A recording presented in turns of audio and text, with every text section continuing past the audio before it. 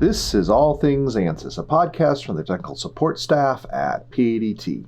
Episode 111, a look at the cool new improvements for meshing in Ansys Mechanical 2022 R1, along with an update on news and events in the world of Ansys.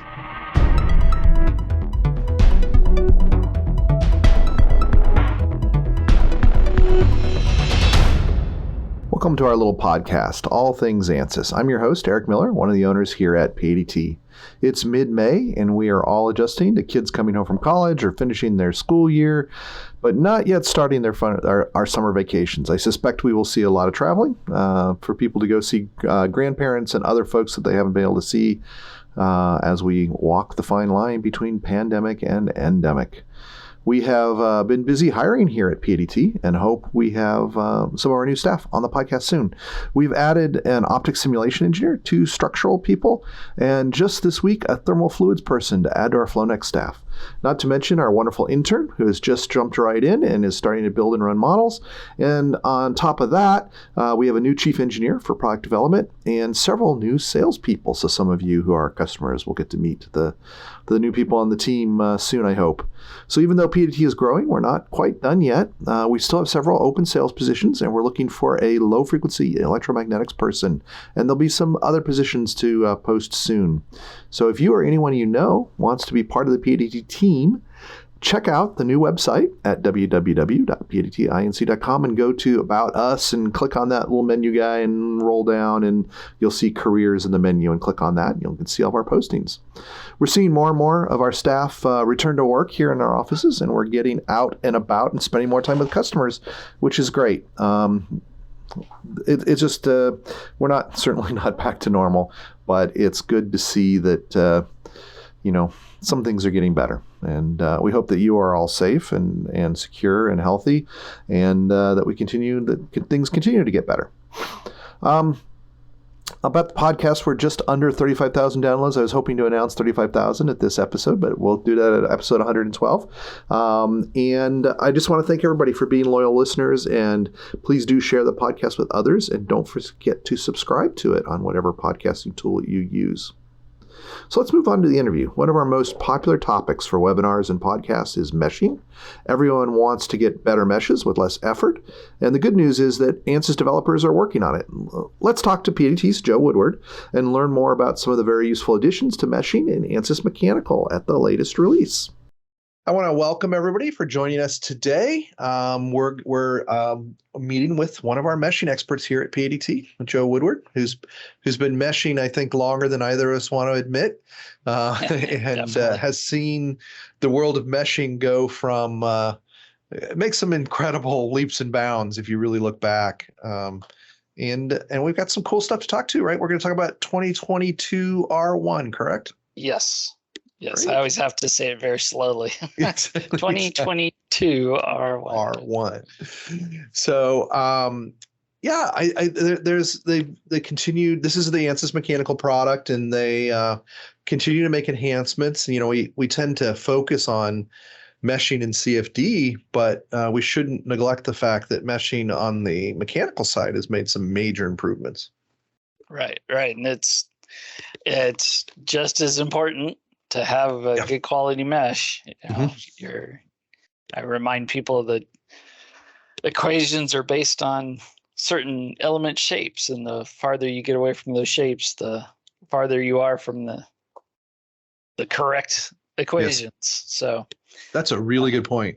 You're introducing error when you have distorted mesh. Yeah. Right, exactly. So the quicker that you can get a good quality mesh, the better. So Ansys keeps working on it with every release and every iteration. So keeps getting better and better. Yeah. Well, let's just talk about some of the highlights. There's a lot of smaller stuff, and we'll cover some of those at the end. But just to get started, what's the most important or most significant enhancement that was made at this R1?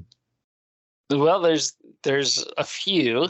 The first one I pointed out on our webinar was the pull tool. Back in the day when I was working on shuttle engines. We did a lot of axisymmetric models, and then we converted those into 3D. And in MAPDL, you had the AX extrusion command, the area extrusion command, that you could take a 2D mesh and revolve it around or extrude it and make the 3D. Well, now they have that in Workbench. They have that mechanical. Yeah. So we could take a 2D mesh or even a surface off of a 3D mesh and pull it is it's the pull tool, kind of like in Space Claim. Right. You can either extrude it straight or revolve it around. And it'll take that mesh and you tell it how many elements to put in as it's revolving. So, and it'll make the geometry. That's the part I keep having to wrap my head around, is that we've always said mechanical does not create geometry. Right. Well, now it does. Okay.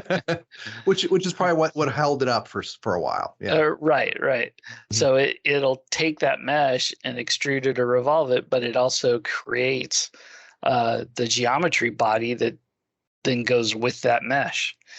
And if you clear the mesh, it deletes those bodies again.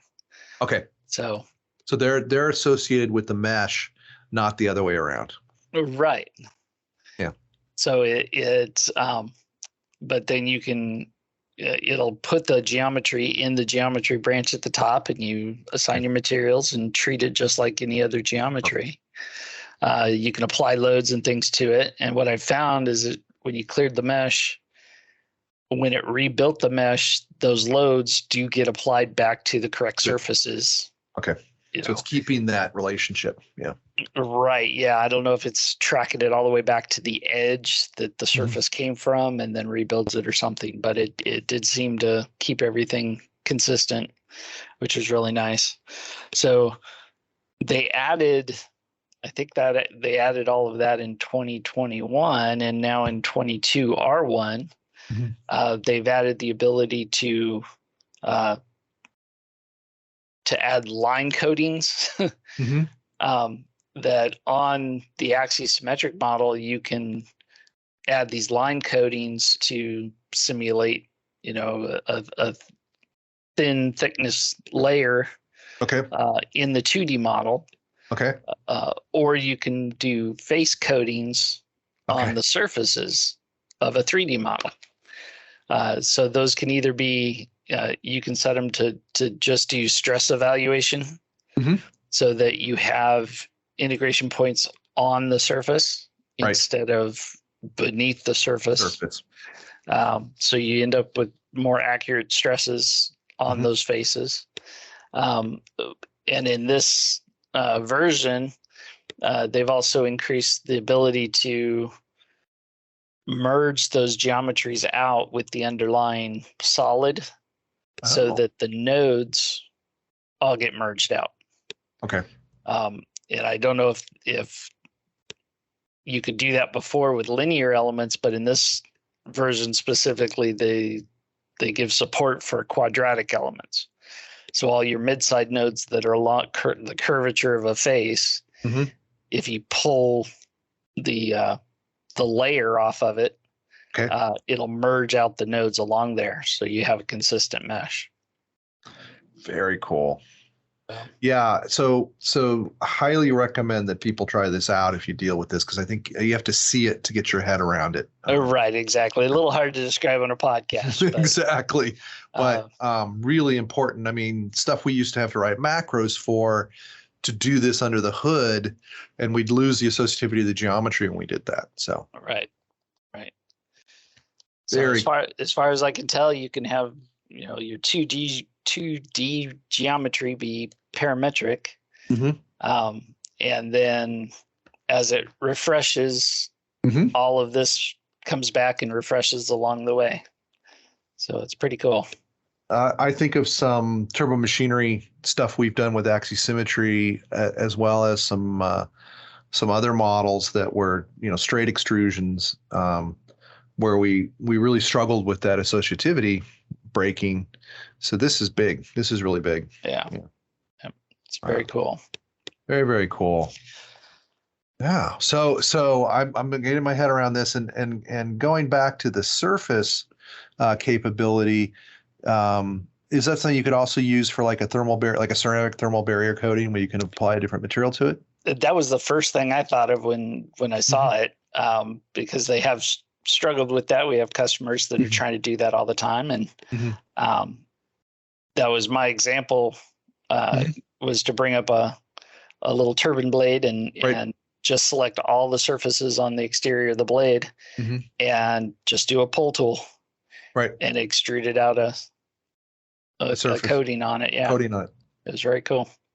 That is, yeah. So for those that haven't dealt with this before, the two use cases we've been talking about is, the way that stresses are calculated is at the integration points, and that's actually inside a solid element. So by putting these surfaces on there, you can get the nodes actually on the surface, which is really important for like doing strain gauges and calculating very accurate stresses on the surface. And then the second is when you've got a thin coating of some kind, and Joe and I are showing our heritage by talking about thermal barrier coatings, but you may have a metallized layer, you may have a polymer on top, whatever you're spraying or depositing on your part. You can model that now more accurately without trying to kind of going into mechanical APDL and kind of tricking it under the hood. So this is great. Wow. Woohoo. I'm excited about that. All right. This episode is not on this new poll capability. It's about other stuff as well. So what's the second thing you'd like to share? Well, there's a lot of just new diagnostics, mesh diagnostics, quality metrics and things. We diagnose problems all the time, right? From our cars to last month, I had to find a leak in my sprinkler system. Yeah, don't even get me started on that. Right? Yeah, and it takes a long time, and the quicker you can find the problem, the quicker you can fix the problem. So again, Ansys with each revision tries to help put in tools to help diagnose things quicker. So a lot of people still don't know over the years that if you get an error message in mechanical, sometimes it'll say something like the surface mesh is intersecting on the surface and it can't mesh. And people don't realize, well, if you right click on that, it'll say show problematic geometry, and it'll show you which surface it's talking about. Yes. Yeah. So that's been there for quite some time, but now they've also added in an option for show intersecting surface mesh in this particular case. So it actually shows you the elements that are causing the problem, not just the geometry that is having the issue. Yeah. So you because whenever I've used that feature, it's been two very large surfaces, and it doesn't tell me where on the surface the problem is. So this will tell you where the elements are. Yeah. Right. Exactly. And they added in some crosshairs. So like on that big surface, hopefully it would show you a crosshair on one corner. Yes. So at least you know the general region. But now they show you the mesh there. The actual mesh. Yeah. So then some of the other stuff, they've added diagnostic category to the name selections. So you can go in and add all the mesh in a body, and then add a line on the name selections for different diagnostics. So intersecting mesh, body interference between elements, sharp angles, things like that. And it'll create the name selections so that you can go back and look at those particular elements within the model. Very handy, kind of grouping them together so you can look at them. Yeah. Right. And then the last one I pointed out on the webinar was that one of the diagnostics is to add faces that are defeatured. So when you turn on the mesh-based defeaturing, Ansys goes through and tries to collapse out the actual geometry facets. Yep. So it can collapse out certain surfaces and then mesh over the top of them. Right. So this little diagnostic, you can get a name selection that shows all the surfaces that get walked over. Nice. So it's pretty nice, so that you can just go back and kind of check, make sure You're okay. Right. Make sure I'm not collapsing out things that I don't mean to, and that everything looks good under the hood. So, and then they also have a walk feature that when you have a name selection like this, you can basically, it's just 2 arrows for next and previous, but it'll jump from one object to the next. Cool. And zoom in on each one. So if you have a big assembly, you're not trying to find these things. It'll zoom in right on them and jump from one to the next. That's going to be very handy, because I know, and I think you do this as well, and some of the larger complicated assemblies with lots of parts, they have little features. And when we're trying to figure out why it's not meshing, you can spend a lot of time trying to find where it's failing. So the stepping through is, and you're also zooming out and zooming in constantly, right? So this will save on that as well. Exactly. Good. So you can jump from one to the next and then zoom out a little bit and take a look around, see where you are. Yeah. Handy. What else? So the next thing that I got kind of excited about was, the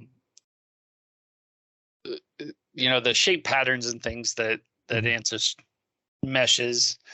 They've had the multi-zone mesher in there for quite a while, that it'll try to go in and hex mesh certain objects and things, and without you having to slice up the body. But in some cases, that didn't always produce a nice mesh. It was like the pattern that it made wasn't all that great. They've really improved that. But they've also added this control under the multi-zone mesher called the split angle. And it basically keeps the example that they showed, that I used in the webinar, was a block with 2 thin fins off of each side that were offset from each other. So you may have 100 elements on one side and 100 elements on the other side, but those elements skew downward from one side, one corner to the other, right? So you end up with some really skewed angles in there as it's trying to match across the body. Well, the split angle basically says anything higher than this angle, go back and put in a new split internally on that multi-zone. So the example that it showed, if you go back and look at the webinar, it's really skewed in one section, and then you turn on that split angle and it's suddenly this beautiful all hex, like really nice high quality mesh. Because you used to have to go, one way to I'm trying to think of a way to visualize it on the podcast, and correct me if I'm wrong here, but let's say I'm meshing a square, and I've got on the left side, I've got a really small segment at the top that, like, say I go like an inch down from the top left corner, and then I go 6 inches down to the bottom left corner. And then on the other side, I start with 6 inches in the upper right, and then 1 inch on the lower right. And it would like put all the elements would kind of skew across. So it would say like there were 4 elements on that little segment on the left. They would put 4 elements across all that big segment on the right. Correct. Exactly. And it's no longer now it goes. So what you would do to fix that, right, is you would split up the 2 sides. So it would go 1, if I remember, 1, 5, 1, and so you go 1, 5, 1, 1 inch, 5 inch, 1 inch on both sides. It does that for you. Right. Yeah. You end up splitting it into 3 pieces that are all the same straight across. And that's exactly what this. Yeah. Huge. That's exactly what this this example is, where you don't have to do that splitting. This split angle takes care of that for you. it says, wait a second, we've got this big difference here, and go chop it up. Right. Yeah. I love Yeah. it. So it was really great, and they've just improved the overall pattern of the multi-zone, things like cylinders and spheres. Mhm. Uh, in the webinar, I showed just a sphere, and when you put the multi-zone on it, with that split angle, suddenly it just becomes the perfect little hex mesh. Uh-huh. What is it? Seven bodies. Okay. 7 blocks Uh-huh. that get fully hex meshed, and all of that gets split internally, so you don't have to do anything to it. But it turns out really nicely. Is it like an O-grid? Does it automatically create the O-grid? Exactly, yeah. The old O-grid from ISOM. Right. Yeah. If you used hand hex meshers, you used to break up, say, a circle into 4 segments around the outside and then 1 square in the middle. And of course, with a sphere, you add that extra dimension of it. So it's doing that for you. That is, again, huge time savings. Yep. So yeah, and they just in the update charts, they just show a bunch of different patterns and things that just come out much better with the multi-zone along the way. And not only is it a more accurate mesh, it's usually less elements too, I think. Correct. Yeah. Correct. Yeah. Usually, if you can get something hex meshed for a less element count, you can get more accurate results than with Tetris. Yeah. It's just, in the past, it took a long time to try and get a hex mesh. So now that's getting much faster along the way. Or if you're running, say, LS-DYNA and you need that hex mesh. Yeah. Perfect.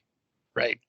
Well, and I always tell people that it comes down to, okay, how many times are you going to run this model? Right. Is it a one-off model where, okay, yeah, just throw a really fine tet mesh on it and it takes 10 hours to run? Or are you going to optimize this thing where it's got to run 100 or 1,000 times?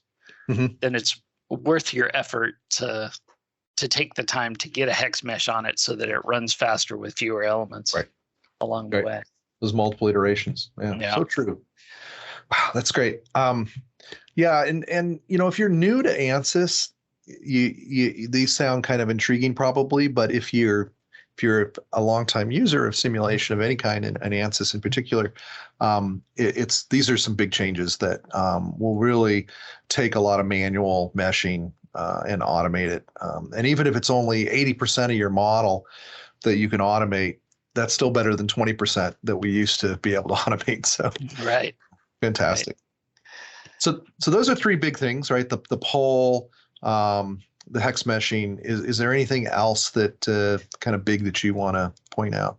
Yeah, well, I have I'm looking at a whole page of updates that just this huge list. They've gone through and improved the shell meshing. The amount of triangle reduction is what they're calling it, the tri reduction. Okay. Trying to get better patterns and nicer quad patterns on shell meshing. The weld meshing looks just amazing. I haven't had a chance to play with it, but the automated mesh-based connections that you have a bunch of shell, a full shell, thin metal, sheet metal assembly, and you can set up all the welding for it, and it goes and builds the weld connections, either seam welds or spot welds, and it just looks really cool to be able to get through a huge assembly very quickly. And something that, until recently, a lot of people used a third-party tool for, or a very laborious manual process. So it's good to see that. Yeah. And then in Space Claim, a lot of people don't know that Space Claim can now mesh.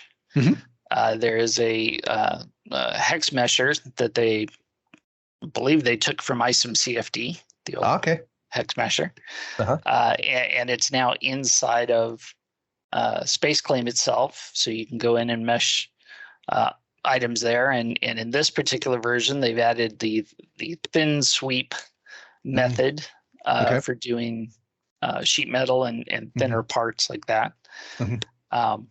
And it's really cool too, because you just pick on one of the bodies and it goes off and blocks the whole thing for you. So it's an auto hexa. Yeah, basically the auto hexa. Nice. And it's done some really complicated things very quickly. And then when you send that geometry to mechanical, the mesh for those bodies comes through, and then you can mesh the other bodies in mechanical. So you get the best of both very easily. And it's associated with the geometry, so you can apply loads and things to the geometry, I assume. Yes, yeah. It's once all that works into mechanical, it works all the same as it did before. Yep. Wow. Okay. Yeah. So one thing I'll point out that popped in my head is we're focusing on some sheet metal and more, let's say, mechanical-y parts. But I'm guessing this will also work on some, like if you're doing mechanical analysis or robustness analysis on some of the electronic stuff that is often very thin geometry as well, and a lot of hex meshing would be really nice to use. So definitely want to try this out on some of the PCB boards and things like that we've been playing. Right, definitely, yeah. Yeah. So then there's also some improvements for like using LS Dyna. There's an explicit physics preference. To give you that nice even mesh that LS Dyna likes to use. With an explicit code, you're looking at the distance across the elements for your speed of sound. So if you can keep those all even, you can have more elements, but the more even you can keep those, the better your model runs. Very cool. Yeah, I always remember looking at my Dyna model and going, LS Dyna model, and going, oh, there's like 2 elements in there that are tiny and driving my time steps. So yeah. Right, exactly. Yeah. Cool.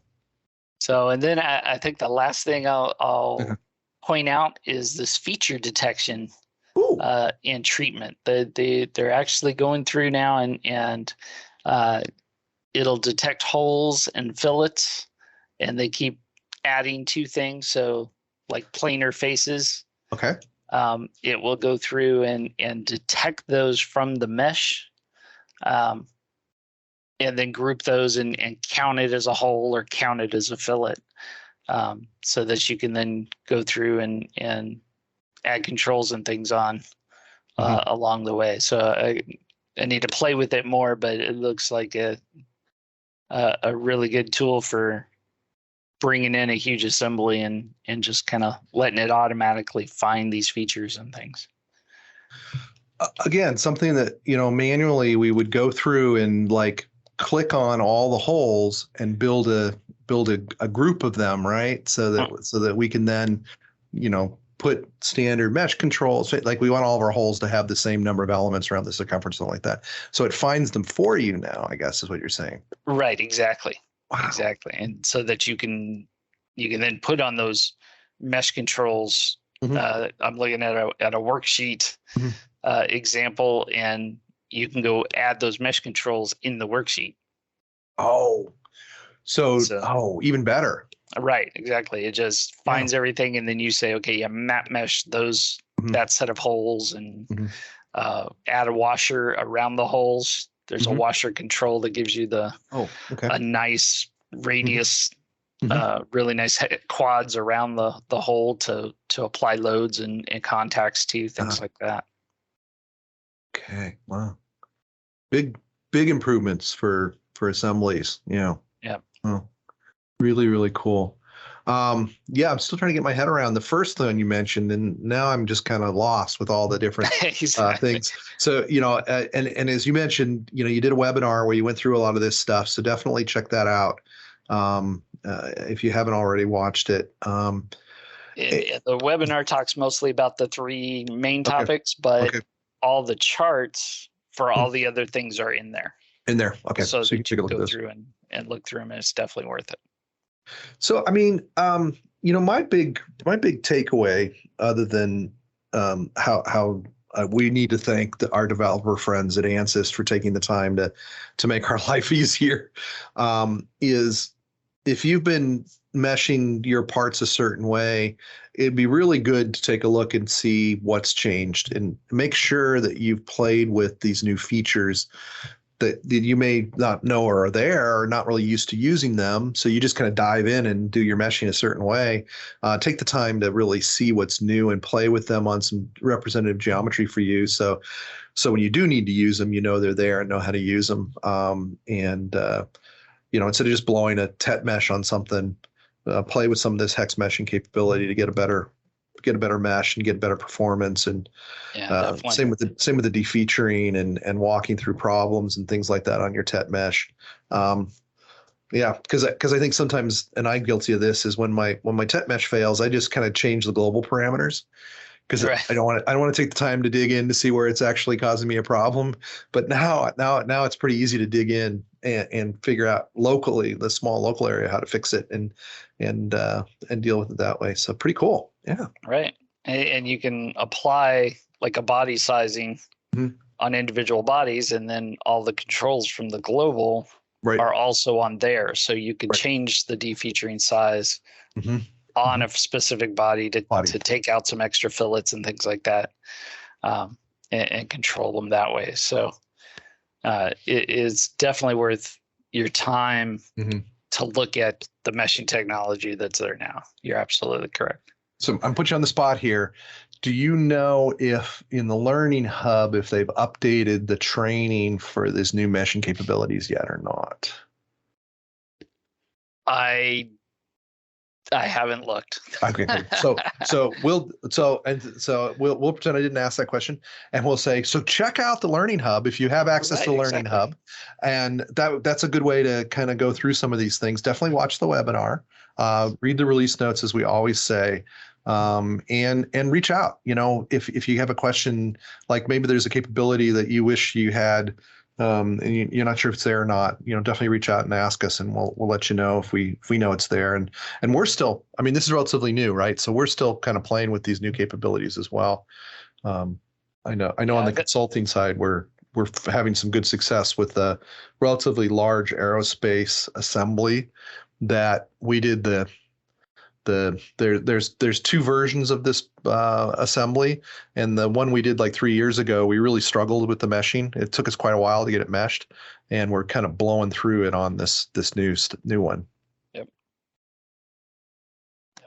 It's kind of mind-boggling to me from where we were even just a few years ago to what's available now. So play around, set some time aside to play around and explore these new things. So I know you may do this, I don't know, but when I'm in the middle of building a model, I don't take the time to try the new stuff. I'm like, I know how to do it. I'm going to do it the way I've always done it. And set aside some time to figure out the new stuff. Yeah, definitely ask us if you don't see what you want, because I've had a few tech support issues where somebody describes, okay, I need this and I want to do this, and I know this is really complicated and blah blah blah, and I go, oh yeah, that's just this setting over here. It's this checkbox here, and off it goes. Where have you been? They just didn't know about it. Yep. And it's as the program gets more capable, that's just more and more common. So nothing surprising. It just is what it is, and got to take time to learn these things or ask. So, well, I really enjoyed this. I'm just very pleased to see that these capabilities are in there. And, one of the things we talk about a lot is how much work is being done under the hood that we don't really see in capabilities. Like they're rewriting how geometry is handled, right? And it takes a couple releases, and then we start seeing it come out. Now that they've got this capability to maybe create geometry in mechanical now, now we're seeing it with this pole capability. So very cool. Yeah.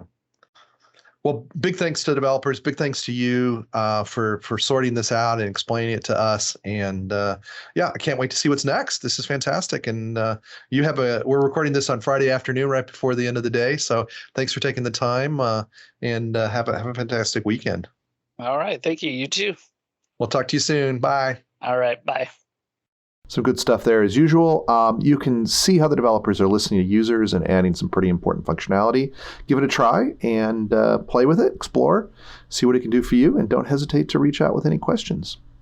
During the interview, Joe mentioned a particularly hairy meshing problem he solved with some of these new tools. And this was an example of PADT's mentoring services, something I don't think we have done a commercial on in a while. So let's do one. Since we signed up our first Ansys customer, PADT has been providing one-on-one technical support to help users get the most out of their Ansys investment. Mentoring can be very intense, custom training. It can be model debugging. It can be us setting up a model and running it and then showing you what we did. Or it can be writing a script to help you install and writing a script and then helping you install and modify it.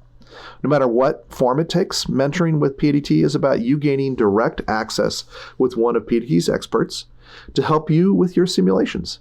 If you ever find yourself sitting in front of your monitor and thinking, if I could just have someone else who knows this tool to talk to, I'd blast through these problems, send an email to swsupport@padtinc.com. And Joe, who happens to be our lead engineer for training and mentoring, will get back to you and talk about how we can help. And we can offer this service to anyone in the world. You don't have to be a PADT Ansys customer. We can't wait to help you, so please reach out. Let's move on to Ansys stock. It's the market's not doing well, and Ansys stock, ANSS, is not doing great either. It's down to 249.32 on Tuesday morning, May 17th, which is a 38% drop since the beginning of the year. And in comparison, the S&P is down 14%. Now, next, we're going to look at the first quarter numbers, and I have no idea why the stock dropped so much. Who knows what Wall Street is doing? The more visible a stock gets, I think the less its behavior has to do with the actual performance of the company. But it was a good quarter. They had $525 million in revenue. That's 17% growth over the first quarter of 2021. Their profit was $71 million, which is just a slight drop from the previous time last year. It's a 2% drop from, I think it was $72 million last year at this time, first quarter. They booked $344 million in annual contract value. And the deferred revenue backlog, this is the amount of money they're owed by people who have signed paper to say, we will pay you. It rose to $1.2 billion. So that's a lot of deferred revenue and backlog. The profit margin rose from 13.8% in Q1 in 2021 to 19.1% of this year. We're going to talk about that in a second. And cash is still high at $658 million, and debt is a little bit higher than cash at $745 million. So they've got a bit of acquisition debt to pay off there. In the past, we've talked about GAAP versus non-GAAP. So, and I always have to remind myself what this is. GAAP stands for General Accepted Accounting Principles, and it deals with when you recognize revenue and expenses. So what's the generally accepted way of doing it versus the way you think you should do it. So the non-GAAP profit for Ansys in Q1 was $149 million on $428 million in revenue, or 34.7%, which is the kind of numbers we're used to seeing from Ansys.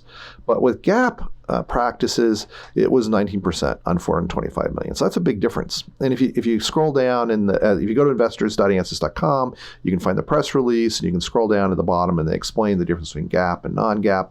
You can see that things like how they account for assets from companies they purchased and then also when they expense or how they expense the cost of giving shares to employees, it makes a big difference, and that's the difference in the profit.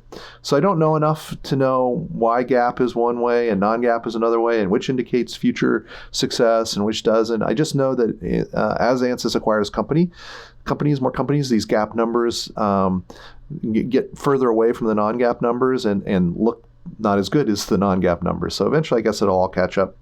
One other bit of information I like to look at is where revenue is coming from. In Q1, 157 million of that revenue was software licenses, and 268 million was maintenance and services. So 37% was from software licenses, and 63% was from maintenance and services. So the bottom line is it was a strong quarter and a good start to the year. The cost of adding companies is hitting the bottom line for now, but we love it. We love getting more capability in the Ansys family. So I guess it's a price I'm willing to pay. Not that I really have to pay anything. I just have to enjoy the benefits of it. But eventually it'll all work its way out with increased revenue, and these expenses will be absorbed at some point. So, speaking of acquisitions, they did another one. Ansys bought another company. They added a partner called Motor Design Limited. They're the authors of a tool called MotorCAD, which we've talked about on the podcast before. We've been offering this tool through the partner program for some time, and now they're officially part of Ansys. No surprise there. One of the fastest growing parts of our business, and I think the rest of the Ansys world will agree, is the electrification of transportation. You know, cars and planes and buses and trucks, and all putting large electric motors in, and generators and things like that. And so, you know, motor design is becoming much more important. And not only the motors everywhere, but because these are usually battery-driven applications, or we're looking at putting electric motors on aircraft and things like that, this is very important for efficiency. So they need to be compact and they need to be very efficient, and I think everybody's working on that. That's the Ansys news. The acquisition is the only one. We don't have any news here at PADT to share. So let's move on to the Ansys blog. And my favorite article currently since the last podcast in the Ansys blog is about a company called SpaceForge. It's an Ansys member of the Ansys Startup program, and they're doing on-orbit manufacturing, which is just cool. So check out that article to learn more about what they're doing. And then the next one was really exciting, and I'd really like to try and get some folks from Ansys on to talk about this. It's called Unleashing the Full Power of GPUs for Ansys Fluent Part 1. And it shares that they have ported parts of the Fluent solver to be 100%, to run 100% on GPUs. So if you have an 8 GPU box, it's 33 times, not percent, times faster than an 80 core Xeon setup. So, and even if you just run on one GPU, it's 5 times faster than that 80 core Xeon box. So, this is scalability. It's a new way of looking at things. You know, other industries have been using GPUs for some time. We've had good response or scaling on the mechanical side from GPUs, but this is running 100% on the GPU. So it's pretty exciting stuff. Take a look at that if you're a CFD person. It's definitely worth looking at. That's a relatively, GPUs aren't cheap, but adding one to get a 5 times speed increase, yeah, I'd take a look at that. And then the last article worth looking at is about the MotorCAD acquisition. That's my third choice. It's called Powering Up Electric Machine Design and Simulation. And it's all about what MotorCAD is and about the acquisition, and a little bit more details on that. So do check that out. PADT actually had some blogs go out over the last couple weeks. The first is part 1 on scripting in SpaceClaim from Robert McCatherine. He goes over the basics of scripting in this powerful geometry tool that we all know and love, and including how to use recording in the tool to start your own macros. So very powerful capability. Scripting of geometry creation is something that us older APDL users used to do a lot of, and we kind of got away from it when we didn't have a tool that we could script easily, and now we're getting back into doing some fancy stuff with scripting on geometry. It's a pretty powerful thing. The next one is a little bit of a background and a link to a paper that PADT's Alex Christian published with Arizona State University on exploring optimization in nature through simulation and 3D printing. And the paper is actually called Parametric Optimization of Corner Radii in Hexagonal Honeycombs under In-Plane Compression. There's a typical paper title. But what we're really looking at is, if you look at honeycombs and other animals besides bees make this hexagonal structure, they have radiuses in the corner, but they're not full circles. So the question was asked, why are they not a full circle? What's the optimum radius of those corner radii? And this paper goes over how we used Ansys and 3D printing and some testing to answer that question and what the answer to the question is. So pretty powerful stuff, and actually useful if you use hexagonal cells in your product design. And right after I finish recording, I promise, I'll be putting up an article from Joe Woodward. It's part 2 of his series on how do I know that my download was successful. So that will be going up shortly, as soon as I get this in the can, as professional people say. But nobody puts anything in a can anymore. It's digital. But I digress. Let's look at PADT events. Right now, this week, PADT has a bunch of people at Rapid plus TCT 2022. So if you're at Rapid and you listen to this podcast while you were jogging in the morning or whatever, take a look for some folks in PADT shirts and say hi. Tell them Eric said hi. If you're in Arizona, there are 2 events you should know about this week. This month's AZ Tech Council After 5 in Tucson is at Worldview. They're a longtime PADT and Ansys user, and we can't wait to tour their facility and learn more about their balloon that takes people up to the stratosphere. So you may have seen this in the news. It's basically like a saucer that's got a lounge in it, and you strap yourself in and you go up very slowly on the bottom of this huge balloon up to the stratosphere. You hang around up there for a couple hours, and then you gently flow down to Earth. So rather than spending a couple $1 million on 30 seconds of weightlessness, you can spend a couple hours looking at the Earth from the stratosphere, which is a pretty cool thing and much more affordable. So check them out, Worldview. And if you're in Arizona, we'd love to see you at the Tech Councils After 5 down there on Wednesday. Then on Thursday, again, a local event. I'm hosting a roundtable on artificial intelligence and medtech. It's part of the Venture Cafe series here in Phoenix. This is a startup thing that is all over the world, and we now have a branch here in Arizona that we do every Thursday in downtown Phoenix. And this is a special session because we're being joined by a group of medtech companies from the Czech Republic. So I will try to wheedle in simulation into the discussion and how it can be used to remind folks how it can be used to do machine learning, to use virtual testing instead of real testing to train the algorithms. But I always try to figure out a little bit of simulation what the topic is.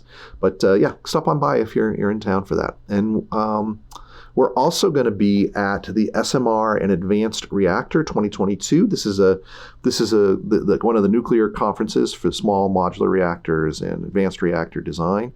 And it's in Atlanta this year, and we'll be in the Flonex booth. So if you are in that industry and going to be at that event, stop by and say hi to Miles, and I think Miles is going to be there, and Dan Christensen. So say hi to them.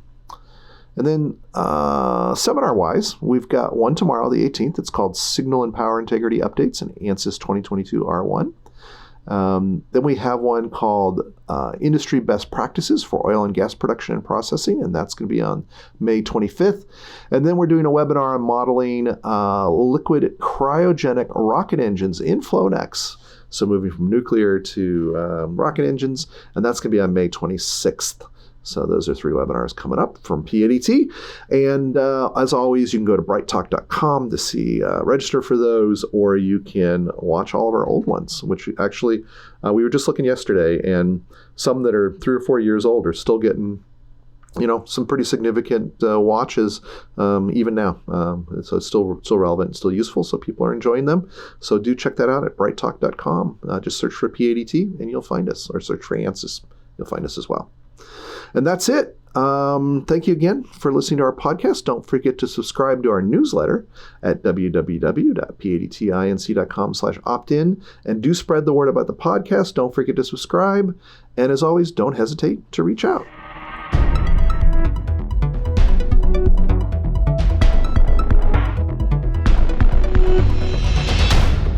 Thank you for joining us for the All Things Ansys podcast, episode 111. As a reminder, this podcast is not affiliated in any way with Ansys Inc., and the opinions expressed are those of the people on the show only and not of their current or former employers.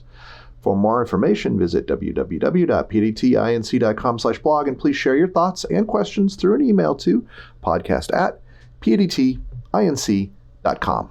See you next time.